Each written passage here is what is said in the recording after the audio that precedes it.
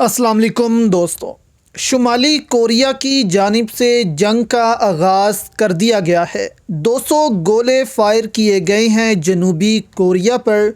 Kim Jong Un کی جانب سے کہا جا رہا ہے کہ 200 گولے فائر کیے گئے ہیں جنوبی کوریا پر۔ کم جونگ ان کی جانب سے کہا جا رہا ہے کہ 10-12 سال کے بعد اس طرح کی کشیدگی دیکھنے کو مل رہی ہے کورین خطے میں۔ صدیوں ایک ساتھ رہے کوریا کے لوگ ایک جیسے نظر آتے ہیں، لیکن اب ایک دوسرے کے سخت مخالف ہوئے پڑے ہیں۔ کیا ایفیکٹ پڑے گا اس جنگ کا اسرائیل امریکہ پر، اور یہ لڑکی کون ہے جو کم جونگ ان کے ساتھ ہے؟ اگر جنگ میں کم جونگ ان مارے جاتے ہیں تو اس لڑکی کا کیا رول ہوگا؟ یہ ساری ڈیٹیلز اس ویڈیو میں آپ کے سامنے رکھیں گے۔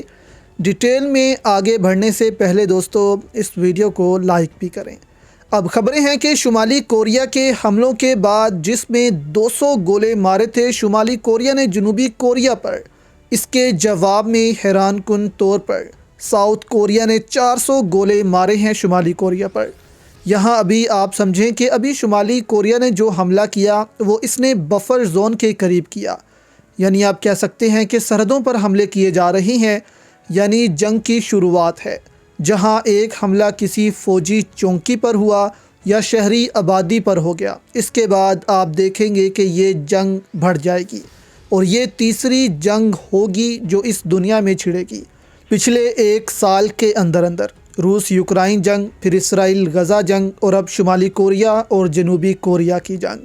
اس میں آپ کہہ سکتے ہیں کہ سب سے زیادہ نقصان اگر ہوا تو وہ ہوگا جنوبی کوریا کا، کیونکہ جنوبی کوریا بہت ڈیولپ ہو چکا ہے اور شمالی کوریا ابھی بہت پیچھے ہے۔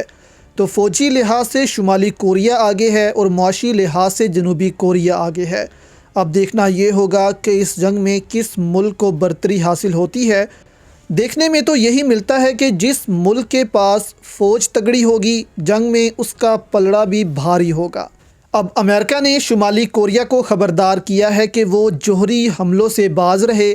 2 ہفتے پہلے یہ وارننگ دی تھی امریکہ نے، کیونکہ امریکہ کو ایسی خبریں پہنچ گئی تھیں کہ کم جونگ ان ضرور کچھ کرنے والا ہے، اور شمالی کوریا بار بار خبردار بھی کرتا رہا امریکہ کو کہ ہم اس کو نہیں چھوڑیں گے، امریکہ کو بتا دیں گے۔ اور شمالی کوریا کو اس لیے بھی غصہ آتا ہے امریکہ پر کہ امریکی فوج جنوبی کوریا میں موجود ہے۔ 28,000 کے قریب امریکی فوجی کوریا میں موجود ہیں جو کہ جنوبی کوریا کی حفاظت کے لیے ہیں، اور کہا جاتا ہے کہ ان فوجیوں کی وجہ سے ہی جنوبی کوریا ابھی تک بچا ہوا ہے، نہیں تو کب کا شمالی کوریا قبضہ کر لیتا جنوبی کوریا پر۔ اور یہ آرٹیکل آپ دیکھیں کہ ساؤتھ کوریا اعلان کر رہا ہے کہ امریکی فوجی کہیں نہیں جا رہے ساؤتھ کوریا کو چھوڑ کر۔ اگر ٹرمپ ان الیکشنز میں جیت بھی گیا تب بھی یہ فوجی کوریا میں ہی رہیں گے، یعنی ٹرمپ اکثر کہتے ہیں کہ ہم پوری دنیا سے اپنے فوجیوں کو واپس بلا لیں گے، تو یہاں بھی کوریا ڈر رہا ہے کہ ساؤتھ کوریا سے بھی نہ کہیں بلا لیں۔ اور اب ساؤتھ کوریا بھی اعلان کر رہا ہے کہ ٹرمپ کے آنے کے بعد بھی یہ فوجی یہی رہیں گے، تو ضرور امریکی فوج نے کچھ یقین دہانیاں کروائی ہوں گی کوریا کو۔ اب اگر یہ جنگ بھی شروع ہو جاتی ہے تو امریکہ کو بہت نقصان ہونے والا ہے۔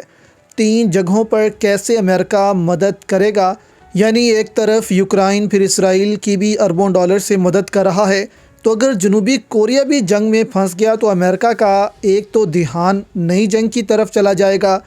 یوکرائن جنگ میں ساری توجہ یوکرائن پر تھی، یورپ اور امریکہ بھرپور مدد کر رہے تھے یوکرائن کی۔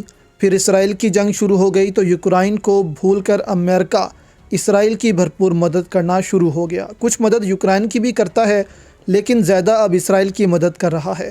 تو کیا اگر کوریا کی جنگ شروع ہو گئی تو کیا اسرائیل کو چھوڑ کر امریکہ جنوبی کوریا کی مدد کرے گا؟